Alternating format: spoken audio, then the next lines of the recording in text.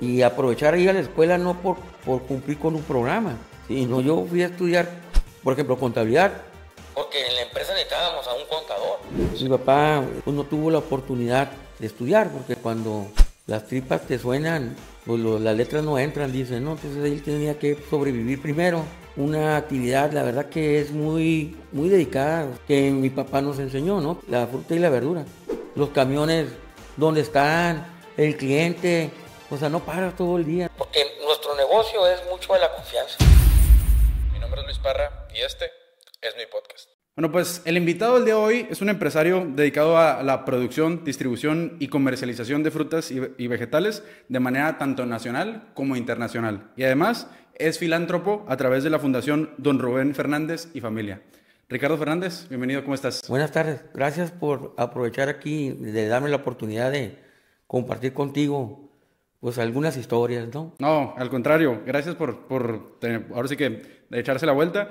Quiero comenzar un poquito, pues ahora sí que con el principio, ¿no?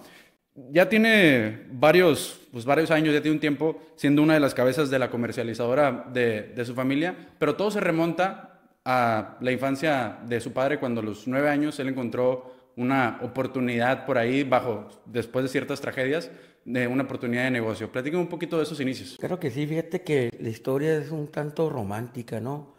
Mi señor padre, don Rubén Fernández González, llegó aquí a estas tierras por ahí alrededor de los 52, 53, de una infancia muy dura. Su mamá falleció cuando él tenía como 6 años. El papá no tenía la presencia de su padre porque vino a buscar el sueño americano acá para la frontera, para acá para Estados Unidos. Ok, o sea, se cruzaron.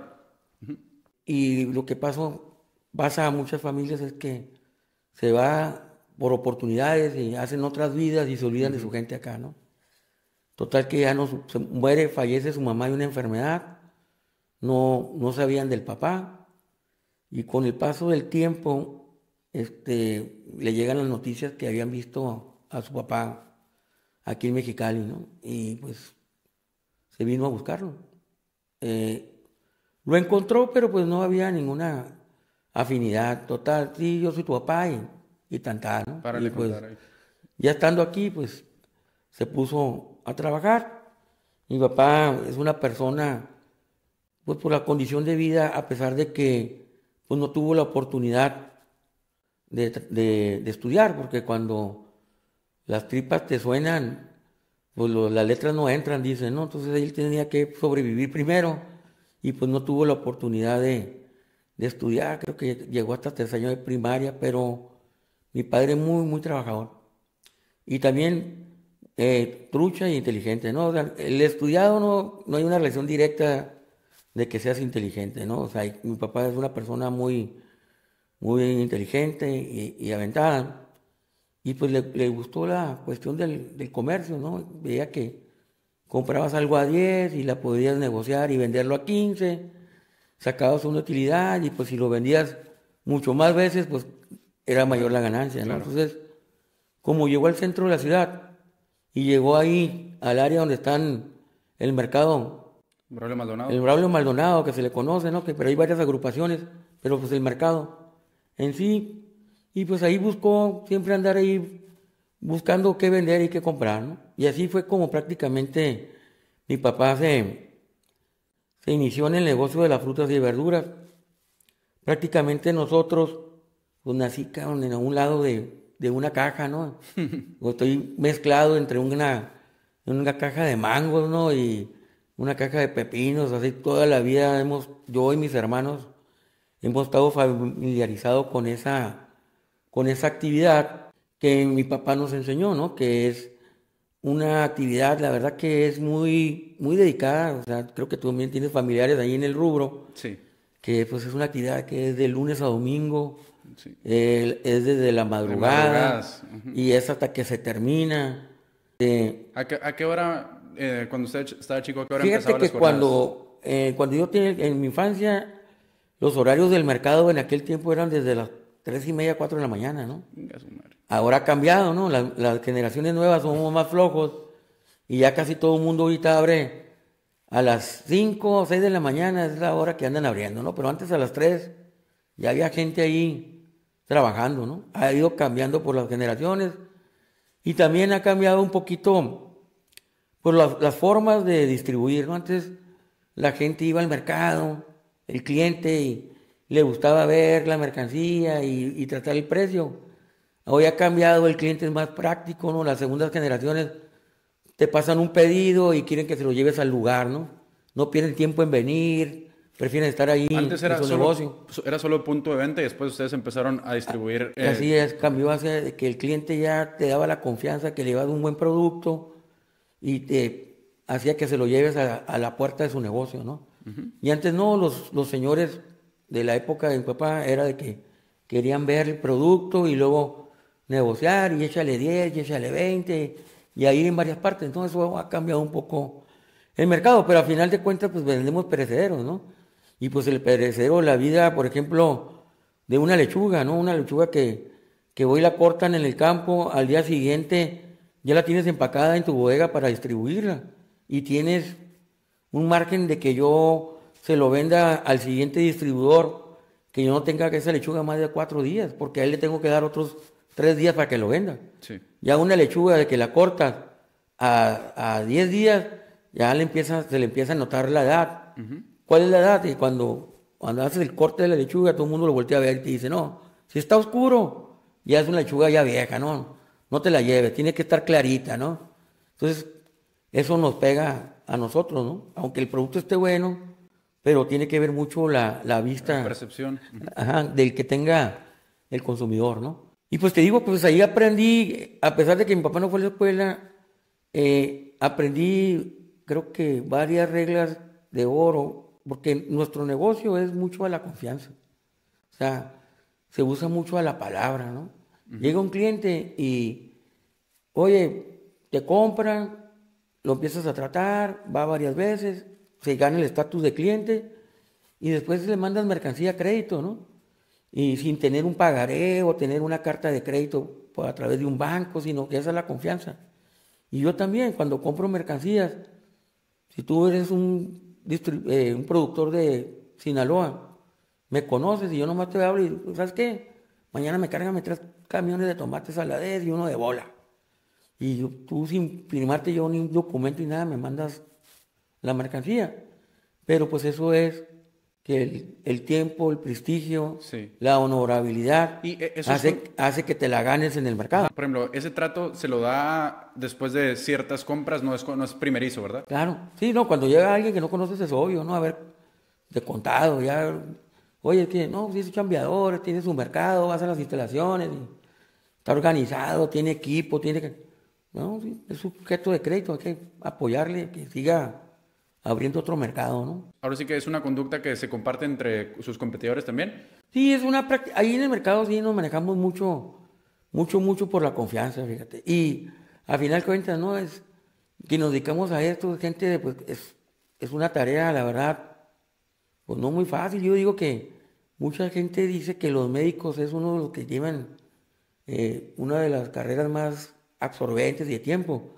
Pero yo creo que el del verdulero es todo el día, andas embarcando en las noches, te están hablando, los camiones, ¿dónde están? El cliente, o sea, no paras todo el día, ¿no? Yo creo que es una de las actividades más absorbentes que hay, la actividad que nos dedicamos, ¿no? Que la fruta y la verdura. Y que pues cuando te gusta, pues te apasiona, ¿no? Es padre cuando lo que haces y te apasiona, te gusta. Y pues de ahí aprendimos, por ejemplo, de mi papá, pues el trabajo, la disciplina del trabajo, la honorabilidad, el cumplir la palabra. Para nuestro negocio es esencial. Que Definitivamente, como me comenta, pues su papá es una persona muy trabajadora desde chico, pero se puede decir que él de cierta manera no tuvo la oportunidad de ser niño, no tuvo una infancia normal, por así decirlo. ¿Cómo se reflejó eso en su propia infancia? mi papá nunca nos obligaba a ir a trabajar, pero uno de morrillo lo veía y lo veías que andaba chambeando, pues Querían estar ahí pegados. pues dices tú, no, pues tengo que ir a chambear, ¿no? Ok. Entonces, llega un momento, te va formando y te acostumbras a trabajar, ¿no? Y mi papá era una persona que siempre nos hizo, ¿cómo te diré?, que desarrolláramos el mando, la dirección de dirigir gente y la seguridad, ¿no? O sea, hacía valer, a pesar de que yo y mis hermanos que participamos de que tenemos uso de razón ahí, a los 12 años ya manejamos gente, ¿no? Y mi papá nos daba ese poder y seguridad de mandar a la gente, pero siempre de que para que mandes a alguien tienes que saber Lo que estás haciendo. hacerlo. Sí. Ujú. No se vale que tú le estés mandando a alguien que ni siquiera sabes hacerlo, ¿no? Entonces, mi papá con los hechos, con el ejemplo del trabajo. Afectó en mi papá el hecho de que tuvo un crecimiento en su negocio, porque es hábil, es aventado, pero tenía un problema, la administración, el falta de conocimiento de lo que es una contabilidad, Ujú. principalmente, ¿no? Y eso le ocasionó en un futuro problemas de liquidez por no saber administrarse financieramente ni también llevar una contabilidad correcta y principalmente para el cumplimiento ante el SAT. Y había una correlación en el problema de flujo de efectivo y liquidez con algunos préstamos, digo, con algunos dar a crédito sin algún orden o demás. Sí, porque mira, en un negocio, pues como todo, ¿no? Te va bien, tienes márgenes de contribución, acumulas pues flujos, pero como todo negocio, así como te va bien, de repente Sí, hay una situación, por ejemplo, hay vacas flacas. COVID, el COVID, ¿no? A nosotros, a todos los que nos dedicamos a este ramo, el COVID no nos perjudicó, al contrario, todos vendimos más, ¿no? Porque la gente consumía en su casa Sí, más cosas, ¿no? Pero, por ejemplo, hay gente como restauranteros, clientes de nosotros, que sí la vieron bien gacho. pues, duro, ¿no? O sea, pagar rentas y no vender. Y el negocio, todos los negocios son así, a veces te dan y luego te quitan. Entonces, muchas veces mi papá cometió algunos errores en comprar activos, sacar dinero, flujo del negocio, para comprar bienes inmuebles. Y cuando el negocio le pidió de regreso el dinero, pues, pues ya no estaba en terreno, pues. Y entonces eso lo llevó a pedir préstamos con tasas de intereses no muy amigables, ¿no? ¿Institucionales? Sí, sí, del banco, pero manejaba el banco, el banco manejaba, creo que todavía no sé, pero manejaba un famoso, creo que ya no, un préstamo quirografario. Antes los directores o los gerentes de los bancos tenían muchas facultades y tú como cliente decías, oye, ¿sabes qué? Traigo una bronca, préstame 2 millones de pesos. Ah, sí, firmabas un pagaría al banco, quirografario. Sí, eso ya no Y se te lo puede. daban, sin garantía y nada. Pero claro, el riesgo del banco era mayor y la tasa de interés Altísimo. era pues, no muy amigable, criminal. Entonces, mi papá cayó en ese rollo y pues se le convirtió en una bola, ¿no? Aparte también de malas decisiones, pero principalmente por no tener un orden. Sí. Eso nos obligó a nosotros de alguna manera o vernos de que teníamos que trabajar y estudiar para no depender de que no, pues el contador no llevó bien las cosas. No, pues que el abogado no me asesoró bien. No, pues el administrador, pues como que no le sabe. Entonces, todos mis hermanos ahí somos administradores, licenciados de administración de mercadotecnia, contadores ¿A públicos. ¿Usted le exigían calificaciones? Fíjate que no, mi papá nunca, pero lo te digo, mi papá no me exigía, pero me demostraba con los hechos, pues. O sea, si él trabajaba todo el día y no se cansaba, pues yo decía, híjole, pues yo estoy más joven, ¿cómo no le voy a seguir el ritmo, no? Entonces, creo que la madurez de trabajar y aprovechar ir a la escuela no por cumplir con un programa, sino yo fui a estudiar, por ejemplo, contabilidad, porque en la empresa necesitábamos a un contador. Sí. Entonces, pues aprovechaba el tiempo en aprender para aplicarlo en la realidad, ¿no? Y que muchas veces pasa ahora que muchos jóvenes no trabajan y estudian porque apenas ponen con la escuela y luego terminan la escuela y luego se ponen a hacer una maestría, ¿no? pero pues nunca le han puesto a la chamba, a la vida real, pues. Y entonces cuando salen, pues, mucha teoría, pero no. ¿Y la práctica? Y la práctica, ¿no? Entonces, sí es importante las dos cosas, ¿no? Hay mucha gente que yo a veces critico, y para los jóvenes, ¿eh? Yo cuando estaba en mis tiempos de estudiante y que trabajaba, había gente que decía, pues yo, bueno, yo siempre saqué buenas calificaciones, ¿no? ¿Entró becado Sí, fíjate que sí, ese examen de mérito académico en la prepa del CETIS y en profesional. En profesional me gané una beca que se llamaba, creo que ya no existe, pero en aquel tiempo se llamaba Becas a Mentes Brillantes, que era por mérito académico. Ok.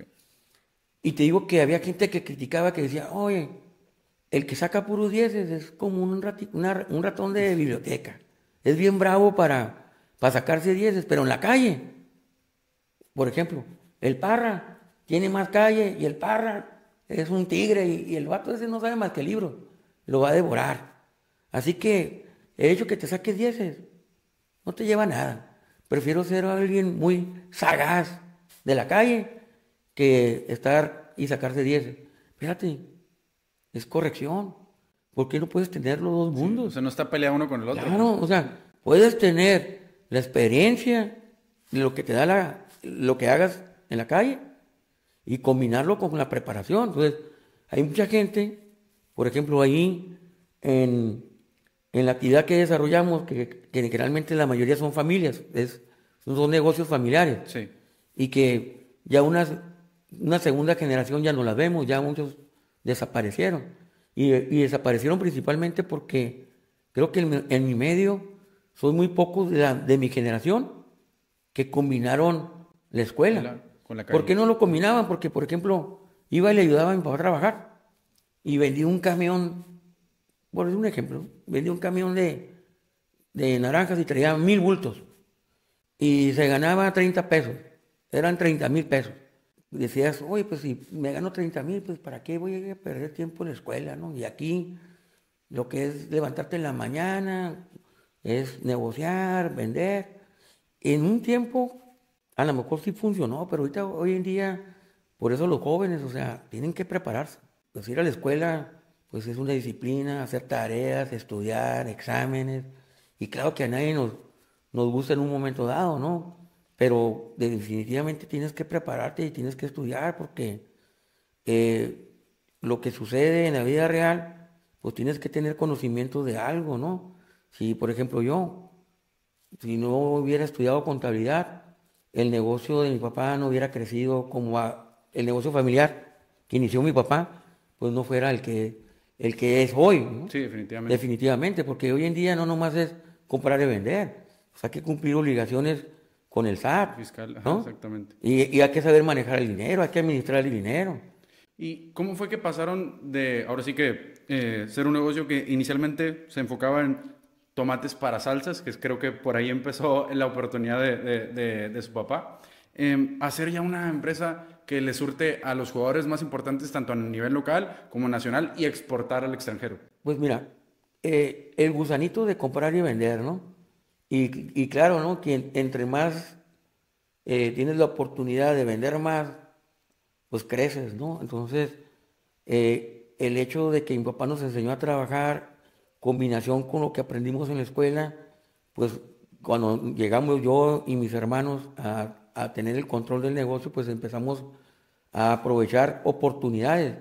Nosotros aquí en Mexicali estamos en una zona estratégica. ¿Por qué? Porque tenemos como frontera el estado de California, ¿no? Que es Sí. una potencia mundial en el área de agricultura. Entonces, estamos en una frontera que, por ejemplo, hubo un mal clima para los melones, por ejemplo. Y los melones que se dan en una cierta temporada ahí en el área de Fresnillo, Zacatecas, ¿no? En esa área que siembran melones, les pasa algo, pero tú tienes aquí que los gringos sacan melones. Entonces compras melones para, para satisfacer la demanda de allá. Entonces encuentras oportunidades y empiezas a expandirte, ¿no? Ya no nomás en el mercado local, sino también ver las oportunidades, ¿no? Si de traer o de llevar. Y eso nos hizo a tener, en el caso de nosotros, creo que fuimos una de las primeras empresas, antes era, ahí en el mercado era muy común que los Mendoza tomates, ¿no? Que fulano es papayero, fulano es platanero, que especializaban en un producto o dos productos. Y era muy raro que uno tuviera Todo. en todo y que fuera competitivo. Entonces nosotros creo que nos enfocamos a llevar el negocio a esa escala. O sea, Ser una solución más grande para sus claro, clientes, más porque, allá de un solo producto. claro, tú venías y me comprabas y pues te tenía que vender el que vendía nomás puro pepinos, pues yo te vendía tomates y papas, por ejemplo, ¿no? Lechugas. Entonces yo te decía, oye, ¿a cómo te da el pepino? No, a 50. Te lo voy a dar a 40. Y dice el pepino, no te lo puedes vender a 40, porque pierde. Sí, pero el pepino le voy a perder. Pero yo le vendí las naranjas, le vendí las lechugas, le vendí las papas, ¿no? Le vendí guayaba, le vendí chayotes. Sí. Y entonces el pepinero no puede, ¿de dónde? No, va a vender no más. puede competir con usted. O sea, tiene un producto al cual está dispuesto a perder, pero para atrapar al cliente en donde le va a vender los productos donde verdaderamente va a estar la utilidad. Claro, entonces empezó a cambiar la modalidad en el mercado de que si te dedicabas a un solo producto, de alguna manera eres muy vulnerable, ¿no? A la competencia. Y cada vez la gente ha cambiado, porque te digo que antes las gentes que iban al mercado en los 60s y 70s eran de que les gustaba ir. Ahora las nuevas generaciones te mandan un WhatsApp con un pedido y que quieres que se lo lleves, quieren más servicio, pues. Y ellos entienden, no voy a dedicar tiempo, mejor estoy viendo aquí mis empleados, estoy recibiendo, tengo una calidad, si tengo un problema, y aquí te lo regreso, ¿no? Y me enfoco a poner atención, ha cambiado en ese tipo de cómo se comercializa, ¿no? Pero entonces fuimos una de las primeras empresas que nos empezamos a enfocar en diferentes especialidades.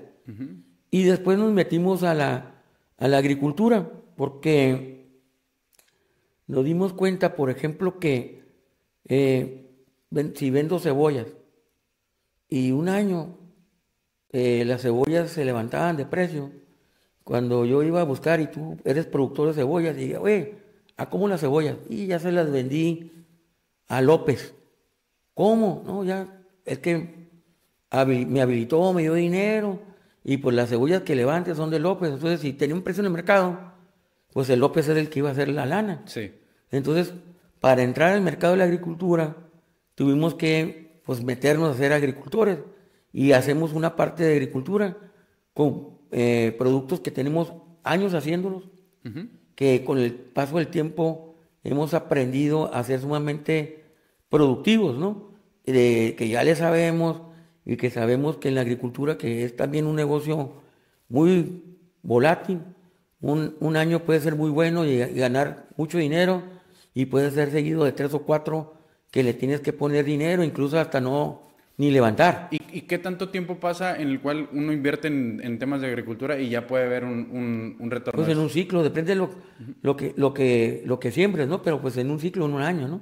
Okay. Por ejemplo, ahorita nosotros andamos ya plantando aquí en el Valle de Mexicali, tomatillo, y en eso vamos a salir para abril, a finales de marzo, a principios de abril, vamos a tratar, pues depende del clima, pero los primeros cortes, y ya sabes cómo te va con el mercado, ¿no?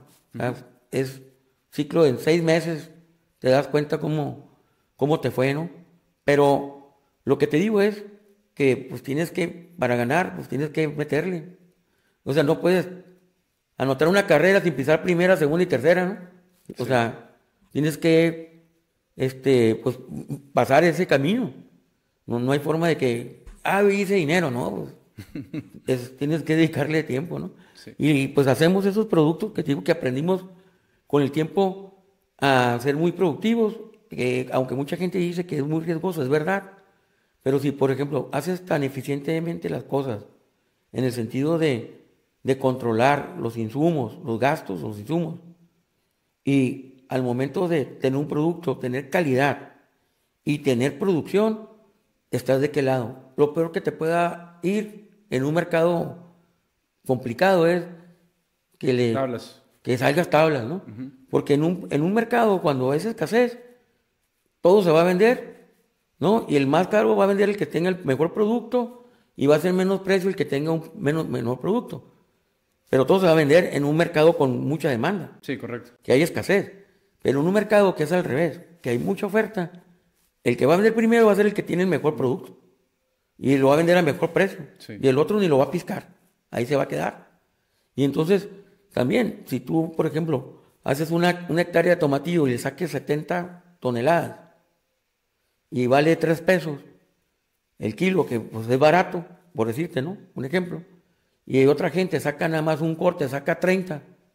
No es lo mismo 70 por 3, o sea, 70,000 kilos Así por es. 3, que 30,000 kilos por 3, ¿no? Correcto. Y es la misma superficie. Entonces, entendimos que nos enfocamos a ciertos productos de controlarlos y manejar, que somos altamente competitivos y productivos para hacerlos, ¿no? Y que tenemos nuestra red de distribución para esos productos, ¿no? En este caso, al tener un negocio en el cual gran parte de sus colaboradores pues están involucrados en trabajo rudo, ahora sí que requiere mucha disposición de ellos físicamente, ¿qué tan complicado es mantener una rotación de empleados baja? Porque digo, creo que gran parte de que un negocio es exitoso pues es la gente que está detrás de él, ¿no? En muchos aspectos. Y me imagino que la parte ahora sí que la parte operativa en cuanto a todo el tema administrativo, pues sí tiene gente muy capaz, pero en la parte donde está de echarle chingadazos, yo lo que puedo recordar de mi infancia ahí en el mercado era, pues ahora sí que viene mucha gente y luego se va y hay unos 2 que 3 que siempre están y demás, pero sí hay una rotación de empleados grande. Fíjate que, mira, en el caso ahí de nuestra empresa, yo creo que ahí en el ramo somos una de las empresas que tienen, pues a mucha gente que tiene muchos años ahí con nosotros, ¿no? O sea, sí tengo, sí tengo una rotación, pero generalmente la gente que llega ahí a trabajar en mi empresa, ahí se Se queda. queda. Sí, o sea, no, hay tiempos que sí le batallamos un poquito porque se nos incrementa el trabajo y hay que contratar a gente nueva. Y sí, hay gente que llega y está un rato y se va. Pero afortunadamente, fíjate que tenemos una plantilla, como tú dices, ¿no? En la empresa pues hay diferentes Roles. áreas de trabajo y tú te mencionas a lo que es la distribución, ¿no? Las descargas, las maniobras de las mercancías y el reparto a los clientes. Fíjate que en ese punto tenemos a una plantilla de gente que tiene ya tiempo trabajando con nosotros. Es muy poca la gente que llega y se nos va. Pero sí, últimamente sí se ha batallado más. Antes fíjate que pasaban todos los días gente pidiendo trabajo. Y hoy ya no. Lo que nos vinieron a ayudar a muchos allí es ahora que los haitianos buscaron Ujú. cruzar asilo a Estados Unidos. Muchos Y se quedaron muchos ya aquí. se quedaron aquí.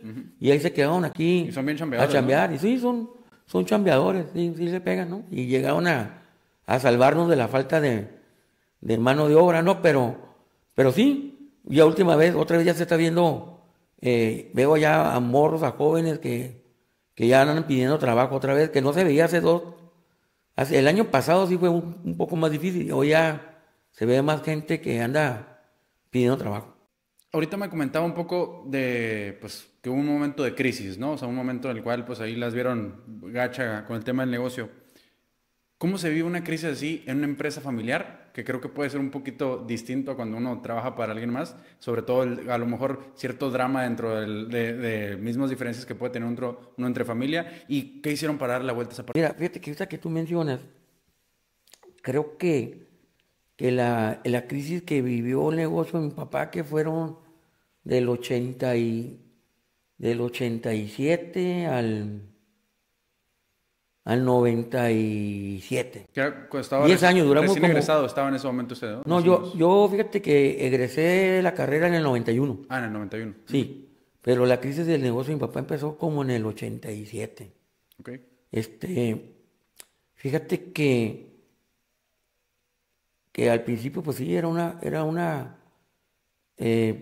era complicado por el hecho de la falta, o sea, la liquidez. Pues, el negocio es lo más duro, ¿no?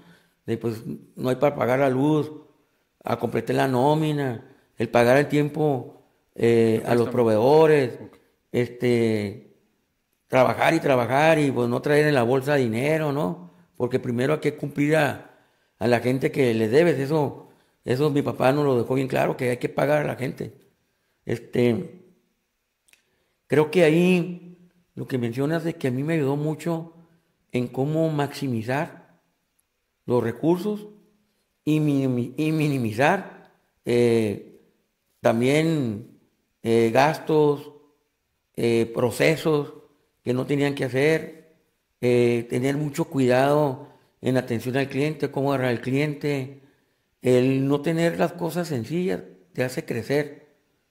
Mm, pero creo que lo que más nos ayudó a nosotros, que cuando estuvimos en crisis, a mi papá nunca lo vi ni abatido, ni desalentado, o decir, y ya valió madre, ya quebramos, ¿no? Se levantaba todos los días y ahora a darle con más ganas. Ponía el ejemplo. Sí, a darle con más ganas. Estamos en una situación difícil, pero pues hemos salido de muchas. ¿Y sabes qué? Creo por qué mi papá tiene esa fortaleza y mucha gente a lo mejor no lo sabe. Cuando yo nací, mi papá tuvo un accidente en un camión que traían sandías. Quedó prensado mi papá en el accidente y eso lo llevó a tener una operación en la columna. Y el pronóstico es de que ya no iba a volver a caminar. Y duró como 8 meses en un hospital. Pues yo recién nacido, pues el negocio sin trabajar, quebró, endeudado. Y pues quiero pensar la preocupación de mi papá, el estar así, sin moverse, enyesado, tener a un recién nacido, pues a mi mamá, con el negocio quebrado, y decir voy a salir adelante. Creo que eso, el salir de ahí, que volvió a caminar, gracias a Dios, creo que a él lo fortaleció mucho y le ayudó a que, por muy cabrón que esté la situación, con trabajo, dedicación, esfuerzo y con fe, la vas a librar. O sea, no te tienes que quedar ahí. Sí, claro, y vaya que pasamos muchos momentos muy complicados y jamás vi, fíjate, a mi papá ni derrotado, ni agüitado, ni por vencido. Siempre con la actitud de que vamos a salir. No te preocupes, estamos mal ahorita, pero mañana no va a ser así. Y creo que el tener el consejo o el tener el ejemplo de alguien así, pues claro que te forma, ¿no? Veo que, pues, de cierta manera tuvo una educación, pues, bastante tradicional, ¿no? Digamos, como dicen por ahí, del México de antes, de mucho esfuerzo, echarle chingazos, proveer también de alguna manera. Y creo que hoy en día eso ha cambiado bastante, no para bien, yo no soy de esa mentalidad. Y ahora sí que, como usted mencionaba al principio, que a lo mejor su papá veía a los de su generación de una manera distinta, ustedes también nos ven a nosotros de una manera distinta y con justa razón. Creo que pues, nos dicen que nos hemos vuelto más blandos, más flojos, que queremos las cosas más rápido, de alguna manera somos pues muy desesperados y por alguna parte puedo entender que hay mucha desesperanza allá afuera porque las casas están muy caras, los salarios son bajos y ese tipo de cosas, pero pues por otra también creo que hay, o sea, ahora sí que nos hemos salido un poquito del camino. ¿Usted cómo ve todo este cambio? Como te acabo de decir, ¿no? Creo que no creo que sea de tradición sino que si tu papá es trabajador y te predica con ejemplo, ¿qué vas a hacer? Pues trabajador, Sí. ¿no? Si tu papá lo ves todo el día con un bote en la cerveza y con música y no muy chambeador, pues es muy difícil que vayas a salir de lo que estás viendo en tu casa, ¿no?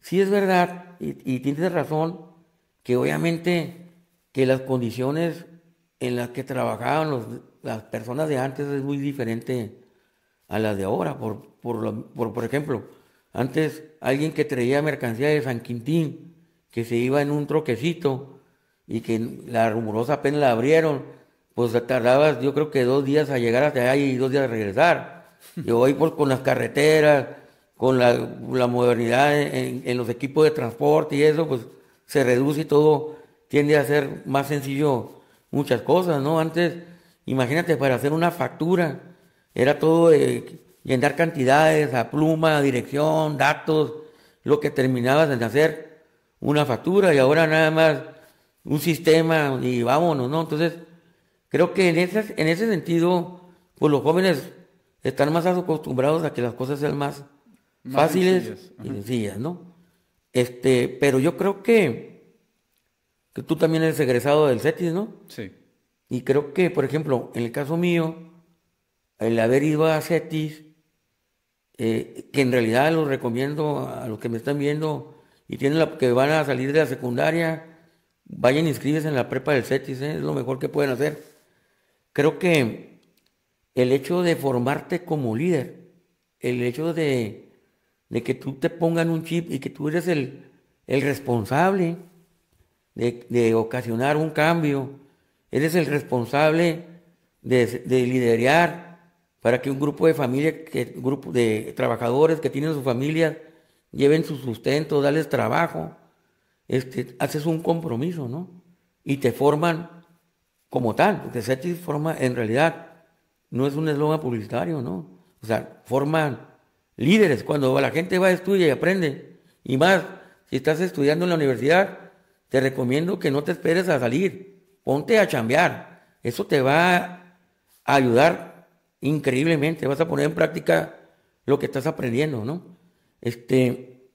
Creo que esa formación que lo traen, salen y pues buscan crear sus propias empresas, sus despachos. Fíjate que yo tuve la oportunidad, ahorita que mencionas, soy contador público egresado del CETIS Ajá. y luego después de un tiempo me metí a estudiar Derecho, Ok. pero inicié en UAS. UABC. Y fíjate que nunca pagué. Fíjate que nunca pagué porque tú en la UABC, si sacas un promedio de 10.0, tu boleta de inscripción Cero. sale con un sello que dice Pagado. beca, ajá, Ah, ok. beca por promedio. Ok, ya. Entonces, y antes los publicaban en La Voz, no sé dónde lo publiquen ahora, a los que sacan 10 finales, les ponen un sello de que no pagan, ¿no? Me metí a estudiar Derecho y ahí conocí a un grupo, yo en ese tiempo tenía 33 años, y venían jóvenes, y la mayoría venían del Cobacho, y ellos ya traían una mentalidad pues de estudiar para ir a trabajar a un despacho. Y yo formé un grupo y decir, o sea, tú te vas a preparar. Y claro que vas a trabajar en un despacho para aprender, pero para ir a hacer tu propia firma. O sea, no para quedarte y ser empleado de un abogado que ya tiene su firma, ¿no? O que pues su abuelo y se la pasó al hijo y tú vas a ir a chambear allá. No, o sea, tú vas a programar a que te vas a preparar, ¿no? Vas a trabajar, pero no te vas a quedar ahí. Quiero que formes tu firma. Fíjate que ese grupo que tuve contacto, hoy en día tienen su firma de abogados, ¿no? Y que pues cómo les cambias el chip Sí. de liderazgo, ¿no? Entonces, yo creo que sí hay jóvenes que la ven fácil, que no tienen el compromiso, y a lo mejor es lo que tú dices de que ahí andan, de que, ay, no, está muy caro esto, no puedo esto, no. Pero ahí sí hay gente, pues como tú, ¿no? Que le busca, que le chambea, y que pues quiere encontrar su lugar, ¿no? Y mientras que tú tengas esa fuerza intrínseca de querer hacer siempre mejor las cosas, porque es evidente que mi negocio ha crecido porque siempre hemos querido hacer mejor las cosas. Oye, hay una forma de hacerla más rápido, hay una forma de hacerla más productiva, hay una forma de ahorrarte dinero en el proceso. Pues, ¿qué hay que hacer? Pues implementarlo. O sea, siempre estás pensando, ¿no? En cómo maximizar los recursos, ¿no? Sí. Y minimizar los gastos. Entonces te digo que yo creo que los jóvenes están más abiertos y creo que a lo mejor falta como que más ejemplos. Yo no sé, eso es la idea que yo tengo. Las veces que yo he ido a dar pláticas, muchos creen que van a salir de la escuela y que quieren buscar hacerse millonarios, y luego se dan cuenta que no es tan fácil y se decepcionan y lo dejan y ahí andan sin encontrar su lugar, ¿no? O sea, para poder hacer y ser una persona de éxito, pues tienes que trabajar Sí, y creo que eso se debe mucho también a todo el tema de esto de redes sociales en los cuales te pintan una vida que no es, que dices, en un año hice tal cosa. Pues en un año apenas vas aprendiendo cómo chingados está todo el cuadro con el que vas empezando, ¿no? Yo personalmente tengo un año sin tener redes sociales en mi teléfono y me siento más productivo y feliz.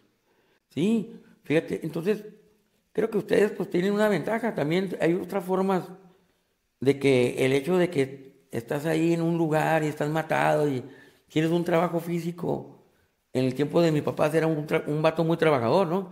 Y ahora tú puedes estar en un escritorio en cualquier parte y estar haciendo negocios, ¿no? Y Sí. estar comprando y vendiendo en una laptop, ¿no? O sea, son diferentes. Y tu papá dice, "Ay, ¿qué está haciendo? No, está sentado de huevón."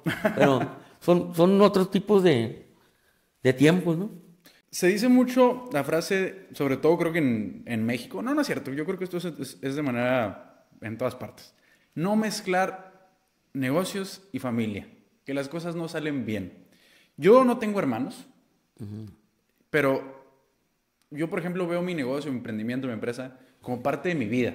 O sea, es parte de mí, de mi esencia, ¿no? No hay una manera en la cual yo divida muy claramente la parte profesional y personal. Y yo pienso, si en alguien yo confiaría con mi vida, sería a lo mejor un hermano, ¿no? Claro. Que no tengo. Entonces, ¿cómo ha sido para usted manejar el negocio, pues, ahora sí que de la mano de su familia? Fíjate que como te comenté, nosotros siempre hemos estado involucrados en el negocio Sí, desde pequeños, ¿no? Ahí, desde que tengo uso de razón, yo y mis hermanos. En el caso de nosotros, pues puedo decirte que es de éxito, todos entendemos las responsabilidades que tenemos dentro de la empresa y nos dividimos el trabajo, cada quien tiene bien definido cuáles son sus actividades, sus responsabilidades y hasta qué va a responder. Y es la forma en que estamos organizados. En una empresa de crecimiento, para que pueda tener, yo creo que éxito y crecimiento, pues uno, pues es el compromiso de todas las personas en lograr un objetivo, ¿no? claro. Dos, la confianza, o sea, el hecho de que yo he tenido mucha gente que ha sido exitosa y pues que el contador lo robó, que el abogado lo robó, que el que tenía encargado de ventas o el administrador lo robó. Y en el caso de nosotros, como es familia, creo que pues ahí, aparte de ser familia, que sentimientos pues, de hermandad, pues hay lealtad, ¿no? Hay honorabilidad, pues somos una familia. Entonces, a nosotros nos ha funcionado. Que sí sé que muchas veces los negocios familiares difícilmente sobreviven a la tercera generación, ¿no? Sí. Eso es muy sabido aquí en México, ¿no? Que en Que este caso ahorita ya serían sus hijos, otros ¿no? serían, ajá, serían mis hijos los que vienen, ajá, o los hijos de mis hermanos, ¿no? Que se están preparando y que pienso que en su momento van a ocupar ese lugar, ¿no? Pero creo que en el caso de nuestra empresa, pues ahí vamos, ¿no? Ahí están mis hijos involucrados y también los hijos de mis hermanos están de vacaciones y órale, ahí andan chambeando, ¿no? Agarrarle. Pero es porque ven a mi papá que tiene 84 años y anda chambeando. Y esa parte del tema, pues ahora sí que de pasarle esa hambre de crecer, de éxito, de hacer las cosas a sus hijos, fue un reto para usted, porque al final del día, pues usted de cierta manera le tocó el crecimiento al negocio y nació cuando nació, pues fue una crisis también importante entre su Ajá. familia, ¿no? Pero pues sus hijos ya, ahora sí que tuvieron una época mejor. Fíjate que, como te digo, ¿no? O sea, dicen que más que las palabras son los hechos, ¿no? El Entonces, ejemplo. el ejemplo, el hecho, el ejemplo, ¿no? Entonces, una gran virtud que tuvo mi papá es enseñarnos a trabajar, pero con el ejemplo. Y eso es lo que ha visto todas las generaciones, o sea, mis hijos, Sus sobrinos, mis todo. sobrinos, que hemos visto el ejemplo que ha puesto mi señor padre, ¿no? Y aparte, fíjate que no lo comenté, pero fíjate que a pesar que mi papá prácticamente llegó huérfano y era muy vivo, es muy vivo, trucha, siempre recibió la ayuda de alguien. O sea, no lo hizo solo, ¿no? Siempre se acomodó y alguien le cayó bien por trabajador, porque andaba enyesado y le abrió una puerta, ¿no? Y se abren las puertas se abren las oportunidades, ¿no? Te pones trucha y capitalizas, ¿no? Y se vuelve una ventaja. Y creo que también nosotros aprendimos, ahorita que tú mencionaste de la filantropía, ¿no? Y tenemos bancos de alimentos a través de la fundación que se llama Don Rubén Fernández, donde ayudamos a las personas. Y también damos becas, o sea, hacemos mucho altruismo en agradecimiento de que en un momento dado mi papá recibió ayuda. O sea, el valor de la gratitud a nosotros, mi papá nos sembró mucho el chip de la gratitud. ¿Sabes qué? En un momento recibiste, ahora estás obligado de ayudar, de dar. Claro, no le ayudamos al que alguien y que llega y te dice, hey, dame. No, no, no. Sí, no, no Sino les que está haciendo vemos ningún favor, a ¿no? alguien, Sí, ajá, que busca una exactamente. oportunidad, que quiere sobresalir y que ocupa un empujón, ¿no? A esa gente nos agrada y nos fascina ayudar. Y sé por ahí que, pues usted personalmente, no sé si a través de la fundación o de manera personal, por ahí ha apoyado a ciertos jóvenes en el tema de la universidad con, pues ahora sí que colegiatura y demás. Específicamente en el tema universitario, ¿qué es lo que lo motivó ahora sí que a invertir en eso, en esas becas para ellos? ¿Y qué es lo que tienen esos jóvenes que usted decía, sabes que a este güey sí lo voy a apoyar? Fíjate que yo siempre he tenido esa pasión, es una de las pasiones que tengo, que siempre soy como un buscador de talentos, ¿no? Siempre que veo a una persona y que veo que tiene capacidad, pero que le falta la oportunidad, me acerco y se la brindo, ¿no? Sí, tengo mucha gente que ha estudiado en el CETIS, está estudiando en el CETIS, incluso somos donadores de una aula ahí en el CETIS que tiene el nombre de mi papá en contribución a regresarle a la gratitud que tenemos los Fernández con la institución del CETIS, ¿no? De que fue algo para nosotros bien importante en la formación académica. Y te digo que hay muchos jóvenes con con capacidad, brillantes, pero que ocupan el empujón. Y a veces pues le batallan para pagar la colegiatura, o para moverse, o para comprar libros, pero que ellos tienen la actitud de chambear. Y a veces van a la bodega y van y me ayudan ahí los tengo a veces chambeando, ¿no?